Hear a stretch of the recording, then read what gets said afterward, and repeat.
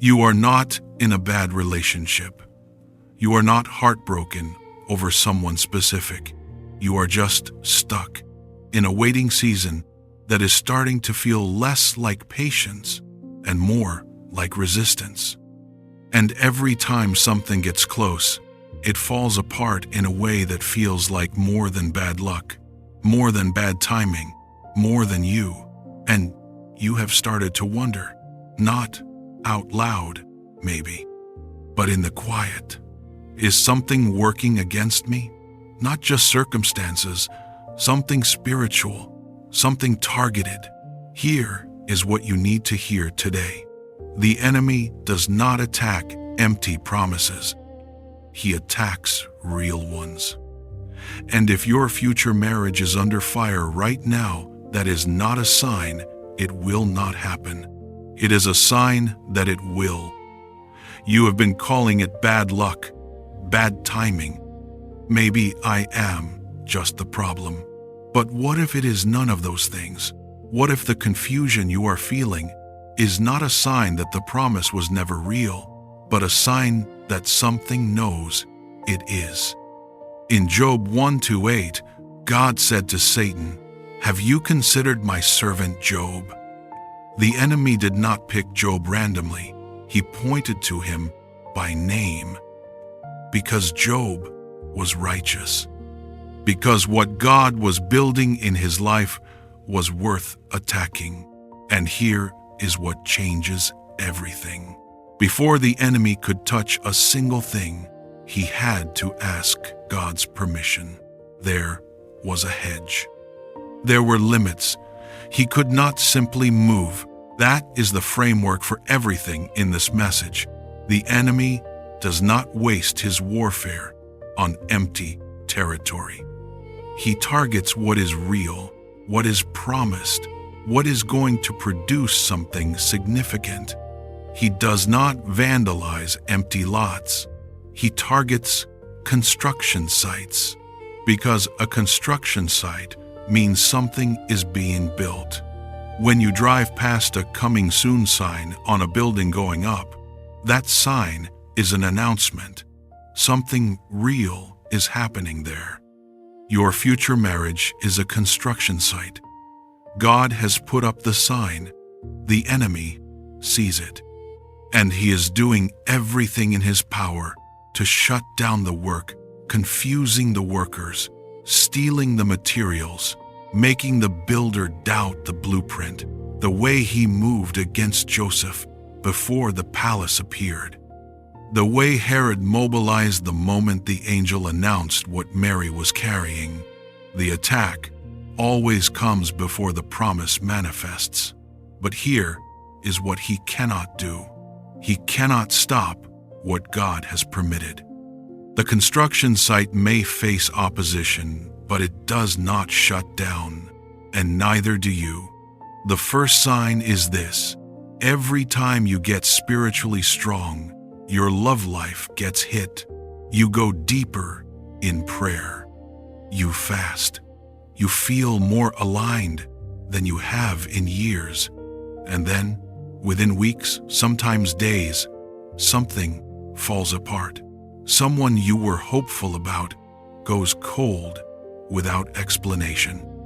A situation that seemed clear becomes confusing overnight, and your mind goes where it always goes. Did I do something wrong? Did getting closer to God somehow push this away? Hear this clearly. The enemy does not attack when you are weak and distracted. He attacks when you are becoming dangerous.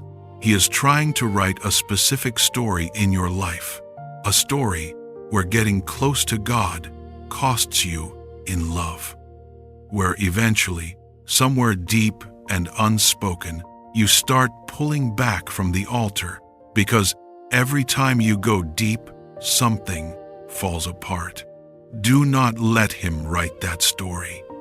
In Job 1:1, Job was described as blameless and upright before the attacks ever came. His righteousness preceded the warfare. It did not cause it, it confirmed that what was being built in him was worth targeting. Your strength preceded this attack too. When spiritual growth and relational chaos consistently arrive together, that is not coincidence. That is a strategy. Name it as one. The second sign is this.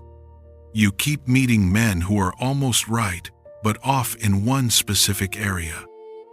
He loves God, but he is emotionally unavailable. He is ready for commitment, but his faith is surface level. He is everything on paper, but something in your spirit will not settle. Almost. Always almost. And after the third or fourth almost, the questions start. Am I being too picky? Should I just accept close enough? The counterfeit comes close enough to make you doubt your discernment. That is by design. If the enemy sent someone obviously wrong, you would recognize it immediately. He sends someone 85% right to make you question whether the 15% matters, because he knows that 15% is everything. The goal is not to give you a painful relationship. The goal is to wear you down until you stop trusting what you feel in your spirit. In Genesis 37-28, Joseph's brothers sold him for 20 pieces of silver, not for nothing, for something that looked like gain. Counterfeits always offer something real. That is exactly what makes them dangerous. A pattern of men arriving close enough to confuse, but not close enough to confirm, is a spiritual tactic. And tactics, once named, lose their power. The third sign is this. Peace gets stolen the moment you stop striving. You finally surrender the timeline. You give it to God, and you feel genuine peace, real, settled, solid, for about 48 hours, and then it is gone, replaced by anxiety that has no clear source, by a heaviness that arrived without explanation. Sunday morning you prayed and felt it release in your chest. Monday morning, you wake at 3 a.m. with your heart racing, scrolling through a profile you promised yourself you would leave alone. You do not know what happened between Sunday and Monday, but something shifted. Philippians 4-7 says, "The peace of God surpasses understanding," which means when it gets stolen, the theft does not follow logic either. The enemy targets peace, specifically because peace is what allows you to trust God's timing. Without it, you make decisions from anxiety, and decisions made from anxiety rarely lead to God's best. In Job 1, after the hedge was lowered, the attacks came in rapid succession, no time to breathe between them. Hit the peace first, then flood with chaos. When your peace disappears without logical reason, do not chase it by striving harder. Recognize it as a spiritual event. Go back to the last place you had it. Rebuild the altar before you rebuild the plan. The fourth sign is this. Isolation intensifies right when you need community most. The ones who share your faith do not fully understand the longing for marriage. The ones who understand the longing are not walking in faith. You feel alone in a specific way, not just lonely, but unwitnessed, like no one can hold what you are carrying. Your closest friend just got engaged, and you are genuinely happy for her. But later that night, you realize, I have no one to call about this. Not about the grief, not about the faith, not about what I am still believing God for. Isolation is not just painful, it is a strategic weapon. Ecclesiastes 4:12 says, "A cord of 3 strands is not quickly broken. The enemy works to separate you from the people who could hold your faith when yours gets thin. Because when you are isolated, your faith lives only inside your own head, and he has access to your head. Community gives your faith somewhere to live outside yourself. After Elijah's battle at Horeb, God did not send him a new vision first. He sent another person, Elisha. In 1 Kings 19:19, the first thing God did to restore Elijah was break the isolation, not with a sermon, with a human being. God-ordained solitude produces fruit and intimacy with him. Enemy-driven isolation produces despair and doubt. Learn to tell the difference, and when it is the second kind, refuse it. The fifth sign is the most dangerous one. You are starting to doubt the promise itself, not just the timing. You are past impatient. Now you are wondering if it was ever real, if you heard God wrong, if the desire itself was a mistake. And the terrifying part is that the doubt feels reasonable, mature even. You used to pray about your future husband with specific faith, but it has been a long time since the last moment of clarity. And now when you try to pray about it, you feel nothing, not even longing, just flatness. And a voice that sounds exactly like wisdom says, maybe it is time to accept that this is not for you. And you cannot tell if that voice is God or surrender or something else entirely. This is the most dangerous sign, because doubt that sounds like maturity is the hardest to identify as warfare. The enemy does not always come with obvious temptation. Sometimes he comes with reasonable-sounding resignation. He reframes giving up as surrendering. He makes the death of a promise feel like peace. Sarah laughed when God restated the promise at 90 years old. She had not lost faith in one dramatic moment. She had reasoned her way out of it, slowly, over years of waiting. And God's response was not condemnation. It was a question. In Genesis 18:14, he asked, "Is anything too hard for the Lord?" The promise was never subject to her logic. It was subject to his power. Ask yourself honestly, did I release this promise, or did it get taken from me? When God genuinely redirects, it feels like peace and forward movement. When the enemy steals a promise, it feels like loss, like flatness where there used to be fire. If letting go feels like loss, examine it before you call it surrender. Now that you can name the signs, here is what you do with them. Stop calling it bad luck. You cannot fight what you will not name.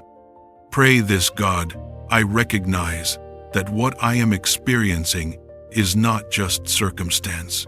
I name it as warfare, and I stand on the promise you placed in me, even when I cannot feel it. No weapon formed against my future will prosper, including this one. Protect your peace aggressively. Peace is not something you feel when things calm down. It is something you fight for when things get chaotic. Philippians 4:6-7 is a command, not a suggestion. You have agency. Guard it. Build community around even one or two people who can hold your faith when yours gets thin. Create a practice that brings you back to peace. A specific prayer, a passage, a worship moment, and return to it every time peace gets stolen, and keep building. The enemy wants you to abandon the sight, to stop preparing, stop becoming, stop believing the promise is real. The most powerful thing you can do during warfare over your future marriage is to keep building the woman who will be in it. Keep healing, keep growing. Not because preparation earns the promise, but because the enemy's greatest fear is a woman who is ready when it arrives. You are not unlucky. You are not the problem. You are not behind. You are targeted, and targeted means the promise is real. The enemy does not attack empty promises. He attacks real ones. And if he is targeting your future marriage through counterfeit men, stolen peace, strategic isolation, and doubt that sounds like wisdom, that means what God is building is significant. That means the construction site is still active. You are not in a curse. You are not forgotten. You are not disqualified by your waiting. The God who placed the promise on your life is the same God who sets the limits on every attack against it. He had to ask permission before touching Job. He still asks permission now. And what he has permitted, he has also bounded. Isaiah 54:17 declares, "No weapon formed against you shall prosper." Not the confusion, not the counterfeits, not the stolen peace or the reasonable sounding doubt, not a single one of them. So let this be your declaration today. Say it until your heart believes it. No weapon formed against my future marriage will prosper. I name the warfare.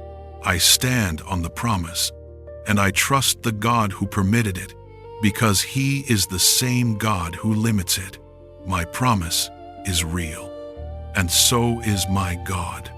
If you are standing on that promise today, even if you can barely feel it, type in the comments, "My construction site is still active."